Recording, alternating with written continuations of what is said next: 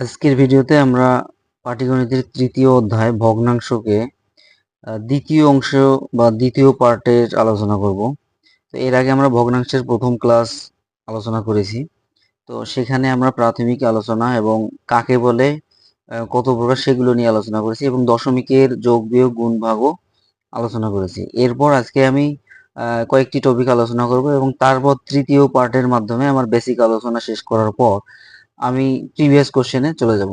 তো তাহলে চলুন শুরু করা যাক। আজকের আমার প্রথম টপিক হচ্ছে বড় ছোট নির্ণয়, অর্থাৎ ভগ্নাংশের বড় ছোট নির্ণয় করতে হবে যে নিচের কোনটি বড়, নিচের কোনটি ছোট বা ক্ষুদ্রতম, বৃহত্তম বা মানের ঊর্ধ্বক্রম বা অধক্রম অনুসারে সাজাও। তো এই ধরনের প্রশ্ন প্রাইমারিতে বিশেষ করে আহ, খুবই পরীক্ষায় চলে আসে। এটি একটি প্রাইমারির টাইপ বলা যেতে পারে। তাহলে আমরা দেখি যে কিভাবে নির্ণয় করব। আমরা প্রথমে কি করব, যে কোনো দুইটা যদি ভগ্নাংশ থাকে বা তিনটা বা চারটা থাকে, সেগুলো থেকে দুইটা করে তুলনা করব। যে বড় ছোট নির্ণয়ের জন্য দুটি দুটি করে তুলনা করতে হবে এবং বড় বা ছোট নির্ণয় করতে হবে। যে কোনো দুইটার মধ্যে যদি আমরা বড় খুঁজি, তাহলে চারটির মধ্যে দুইটির মধ্যে তুলনা করব এবং দুইটির মধ্যে যেটি বড় সেটি রেখে ছোটটিকে বাদ দিয়ে দিব। পরবর্তীতে উদাহরণে আরো ক্লিয়ার হবো আমরা। এরপর আমরা কি করব, যে এর জন্য আমাদেরকে হর দিয়ে লবকে গুণ করতে হবে এবং ফলাফল যাবে লবের কাছে। অর্থাৎ আমরা জানি উপরেরটাকে লব বলে, নিচেরটাকে হর বলে। তাহলে হর দিয়ে লবকে গুণ করতে হবে এবং ফলাফলটা যাবে লবের কাছে অর্থাৎ উপরে। এরপর যেটি বড় আসবে মান সেটি বড় এবং যার মান ছোট হবে সেটি ছোট বলে প্রতিপন্ন হবে। তাহলে আমি এখানে দুইটা উদাহরণ নিয়েছি যে নিচের কোনটি বড় বা ছোট এটা নির্ণয় করার জন্য আমাদের 5/9 এবং 7/12 দুইটা অঙ্ক নিয়েছি আমি। তাহলে 9 আর 7 গুণ দিলে এইখানে আসতেছে 35 এবং 35 কোথায় যাবে? 35 যাবে লবের কাছে অর্থাৎ এই দ্বিতীয়টিতে। তাহলে এটি হচ্ছে 35 আর 7 নং হচ্ছে 63 আর এটি হচ্ছে 5/12 60। তাহলে দেখা যাচ্ছে এখানে এইটার মান হচ্ছে 60 আর এইটার মান হচ্ছে 63। তাহলে আমরা এখানে যদি বড় বলি তাহলে এই দ্বিতীয়টিকে ধরবো, আর যদি ছোট বলি তাহলে এই প্রথমটিকে ধরবো। এইভাবে যদি আমরা বলি মানের ঊর্ধ্বক্রম অনুসারে সাজাও যদি বলে, এবং মানের অধক্রম যদি বলে, আমরা এটা কিভাবে করব?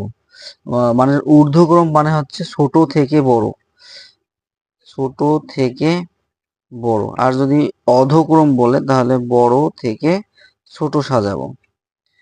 তো অধক্রম মানে হচ্ছে অধপতন, মানে অধপতন কখন হয় একজন মানুষের বা যে কোনো কিছু, যে বড় অবস্থা থেকে ছোট অবস্থার দিকে ধাবিত হওয়াকে বলে অধপতন, এই জন্য অধক্রম।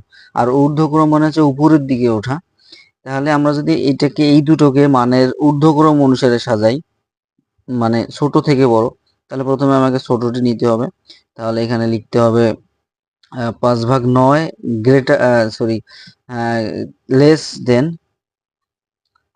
এই 7/12। এবারে যদি আমরা বলি অধক্রম, তাহলে কি হবে? অধক্রম হবে যে বড় যেটি সেটি প্রথমে।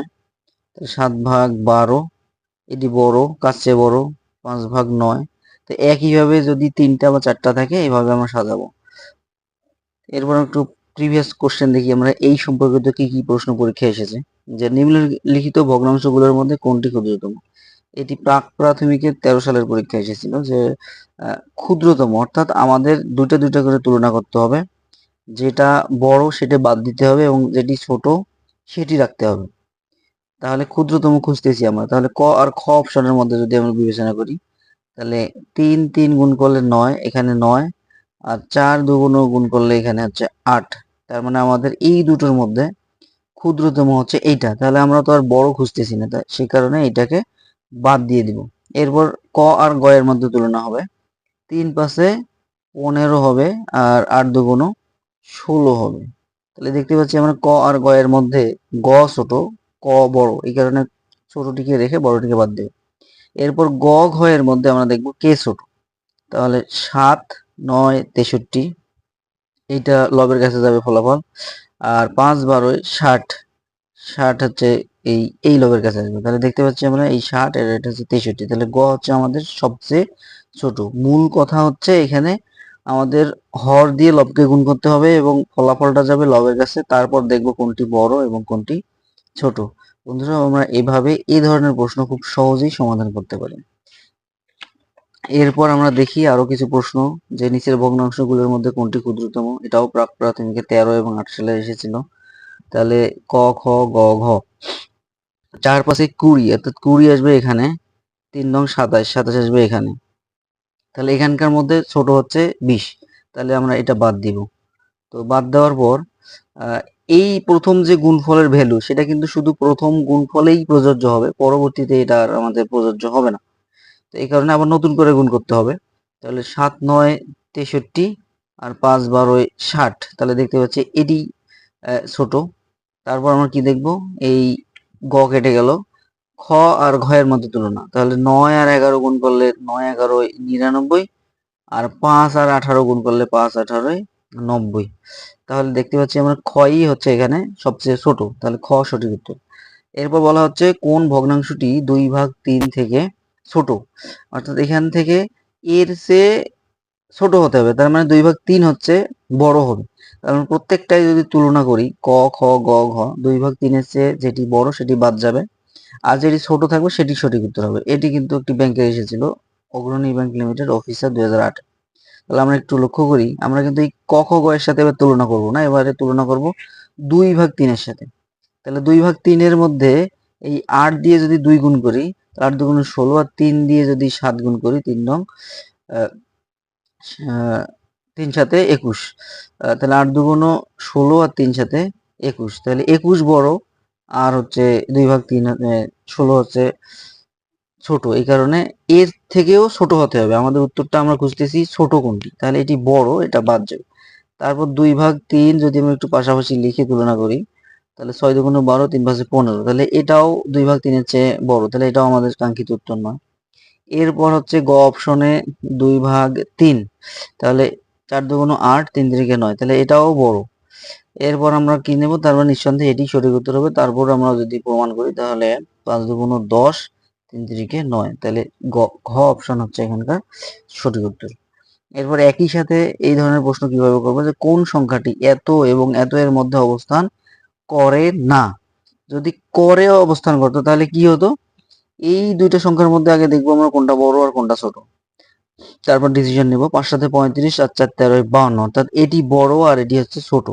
তার মানে সংখ্যাটা হচ্ছে এত থেকে বড় হবে এবং এত থেকে ছোট হবে যদি বলতো অবস্থান করে। এখন আমাদেরকে বলতেছে এটি অবস্থান করে না, তার মানে 7/13 থেকেও ছোট হবে, অথবা 4/5 থেকে বড় হবে। যে শর্ত, যে কোনো একটা শর্ত পূরণ করবে যেটি, সেটি হবে সঠিক উত্তর। তো আমরা প্রথম শর্তটা দেখি, আমাদের টার্গেট কি ছিল, এত থেকে বড় হইতে হবে 4/5 এর থেকে। তো আমরা দেখতে পাচ্ছি 4/5 যদি আমরা এখানে লিখি, তাহলে 4 2 8 আর 5 1 5, এটা ছোট, তো আমাদের এটা উত্তর নয়, আমাদের হতে হবে বড়টি।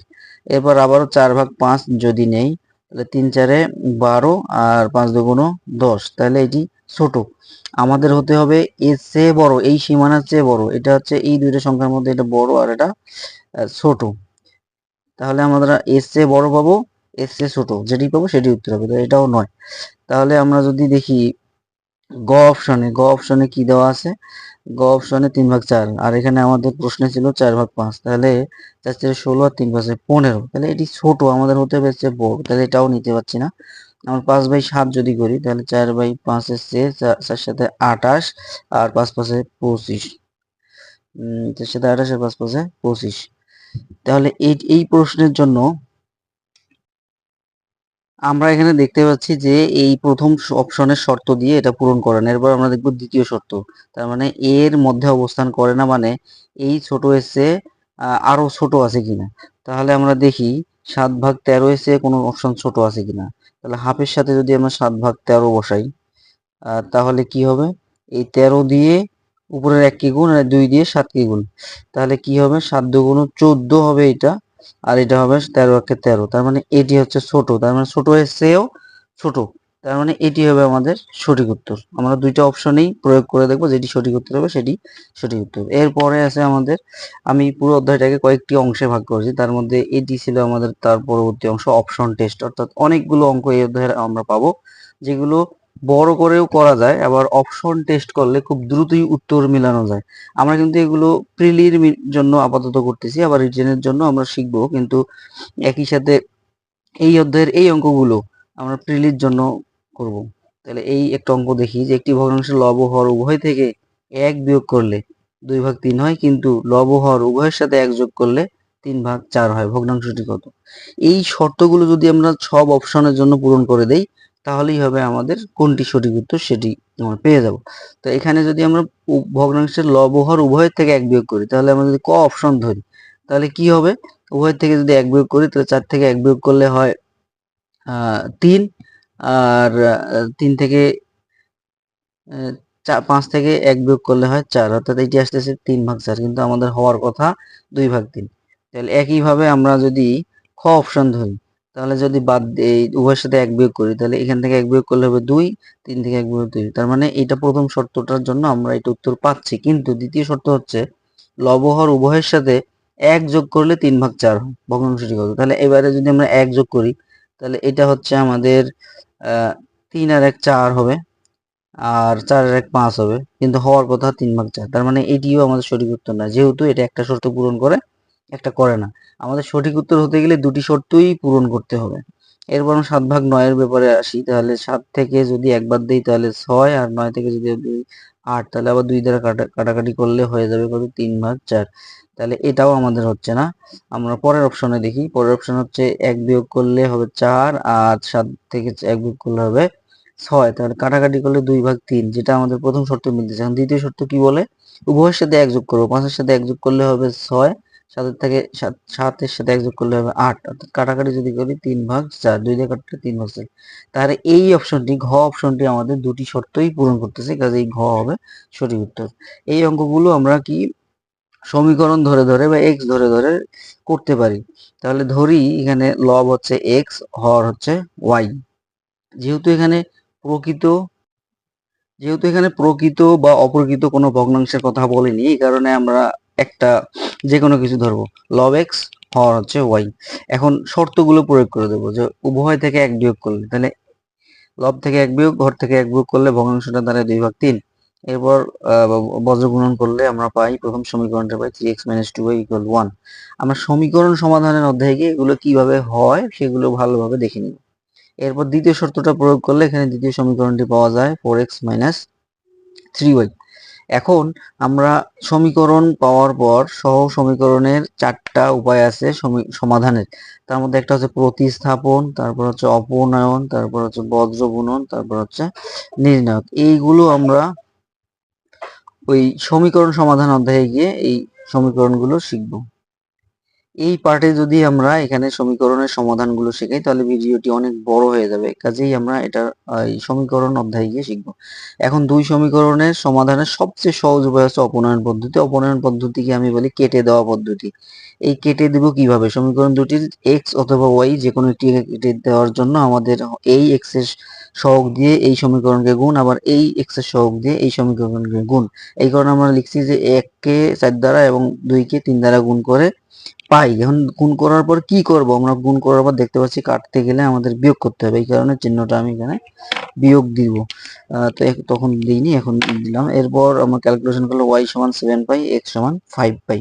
তাহলে x মানে ছিল লব, আর 7 মানে y মানে হচ্ছে হর, যার মান হচ্ছে 7। এভাবে আমরা এই ধরনের প্রশ্ন সমাধান করব। তবে পরীক্ষায় যদি প্রিলি আসে তাহলে অবশ্যই আমরা এটিকে অপশন টেস্টের মাধ্যমে করে ফেলবো। এরকম আরো একাধিক অঙ্ক আমি এখানে আলোচনা করেছি। একটি ভগ্নাংশের লব হরের সমষ্টি 7, লবের সাথে 1 যোগ করলে হরের সমান হয়, ভগ্নাংশটি কত? তাহলে লব হরের সমষ্টি কখন 7? দেখা যাচ্ছে এইটাতে 7, এটাতে 7 নয়, তাহলে এটা অবশ্যই বাদ যাবে। এটাতে 7 কিন্তু এটাতেও 7 নয়, কাজে এই দুটো অপশনের মধ্যে যে কোনো একটা উত্তর হতে পারে। এখন লবের সাথে যদি 1 যোগ করি তাহলে হরের সমান হয়, তাহলে 3 এর সাথে 1 যোগ করলে 4 এর সমান আসে, তাহলে কাজেই এটি সঠিক উত্তর হবে, কিন্তু এটিতে সমান হচ্ছে না, জন্য সঠিক উত্তর নয়। তারপর 7/7 এর হর ও লবের সঙ্গে কোন সংখ্যাটি যোগ করলে ভগ্নাংশটি 3/5 হবে? তাহলে কি যোগ করলে এটা হবে? আমরা এখন দেখব 7 যদি লবের সাথে যোগ করব, হর ও লবের সঙ্গে কোন সংখ্যাটি যোগ করলে ভগ্নাংশটি 3/5 হবে? তাহলে দুইটার সাথেই যোগ করতে হবে।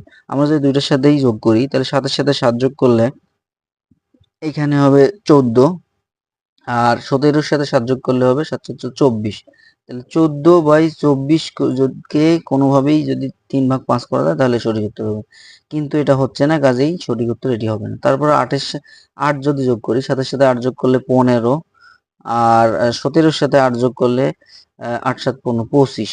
তারপর দেখতে পাচ্ছি আমরা 5 দ্বারা কাটা যাবে, তাহলে 3-5-এ 15, 5-5-এ 25। তাহলে আমরা দেখতে পাচ্ছি ভগ্নাংশটি 3/5 হচ্ছে, তাহলে আমার বাকি অপশন টেস্টের দরকার নেই, তাহলে সঠিক উত্তর হবে 8। এগুলো কিন্তু প্রাক প্রাথমিক 14 এবং জনশক্তি কর্মসংস্থান এবং প্রশিক্ষণ মন্ত্রণালয়ের সহকারী পরিচালকের মতো পরীক্ষায় এসেছিল। এবার কোনো প্রকৃত ভগ্নাংশের হর ও লবের অন্তর 2, অন্তর মানে বিয়োগফল, লব হর পার্থক্য করলে 2 হবে, কিন্তু প্রকৃত ভগ্নাংশ মানে যার হর বড়, মানে নিচেরটা বড় উপরেরটা ছোট। হর ও লব উভয় হতে 3 বিয়োগ করলে যে ভগ্নাংশ পাওয়া যায় তার সঙ্গে আবার এইটা যোগ করলে যোগফল 1 হয়, ভগ্নাংশটি কত? তাহলে কি শর্ত, যে অন্তর হবে 2। এখানে দেখি 7 আর 9 এর অন্তর 2, 11, 13, 2, 9, 11, 2 এবং 13, 15, 2, এবং প্রত্যেকটাই এখানে প্রকৃত ভগ্নাংশ, তার মানে প্রত্যেকটাই আমাদের প্রথম শর্ত পূরণ করতেছে। তাহলে হর ও লব উভয় হতে 3 বিয়োগ করলে যে ভগ্নাংশ পাওয়া যায় তার সঙ্গে আবার এটা যোগ করলে যোগফল 1 হয়, তাহলে ভগ্নাংশটি কত? আমরা প্রত্যেকটা অপশন নিয়ে এখানে চেক করে দেখব। তাহলে প্রত্যেকটা অপশন নিয়ে যদি চেক করি, তাহলে এখানে 3 বিয়োগ করব, হর ও লব উভয় থেকে 3 বিয়োগ করব। তাহলে 7-এর থেকে যদি আমরা 3 বিয়োগ করি, তো 7 থেকে 3 বিয়োগ করলে হচ্ছে 4। তারপর এই 9 থেকে 3 বিয়োগ করলে হবে কত? 6। তাহলে এটার সাথে আবার যদি 1/4 যোগ করি তাহলে হইতে হবে 1। তাহলে আমরা যদি 6 আর 4 এর লসাগু করি, এখানে 6 আর 4, 6 দুগুণ 12, তাহলে এখানে হচ্ছে 2 4 4 দুগুণ 8, যোগ এখানে হচ্ছে 3 11, তাহলে 11/12 আসতেছে, কিন্তু হওয়ার কথা 1। একইভাবে প্রত্যেকটা নিয়ে আমরা যদি টেস্ট করি তাহলে কি পাই, তাহলে আমরা দেখি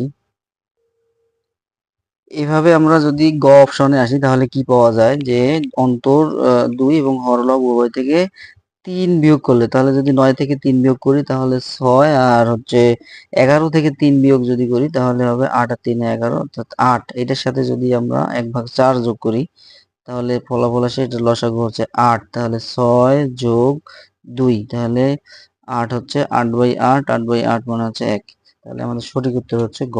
এভাবে এই ধরনের প্রশ্নগুলো আমরা রিটেনও করতে পারি, কিন্তু প্রিলির জন্য অবশ্যই আমরা অপশন টেস্ট করব। তাহলে অপশন টেস্ট মানে যে প্রশ্ন বলছে সেই শর্তগুলো পূরণ করে দেওয়ার মাধ্যমে আমরা এই অধ্যায়ের এই টাইপের অঙ্কগুলো করতে পারবো। এর পরের একটা টাইপ আছে এক্স ধরে করা, তো আমরা পরবর্তী ক্লাসে এই এক্স ধরে করার মাধ্যমে এই ভগ্নাংশ অধ্যায়টির বেসিক শেষ করব। এরপর আমরা প্রিভিয়াস কোশ্চেন আলোচনা করি, আমি প্রত্যেকটা অধ্যায়ে প্রিভিয়াস প্রশ্ন আলোচনা করে অধ্যায়টি শেষ করি, এবং এমন সব প্রশ্ন এখানে আলোচনা করার চেষ্টা করি যার মাধ্যমে পুরো অধ্যায় কভার করা যায়। তাহলে ভগ্নাংশের পুরো অধ্যায়টি ভালোভাবে কভার করার জন্য আপনারা পরবর্তী ভিডিও পর্যন্ত অপেক্ষা করুন। ধন্যবাদ সবাইকে।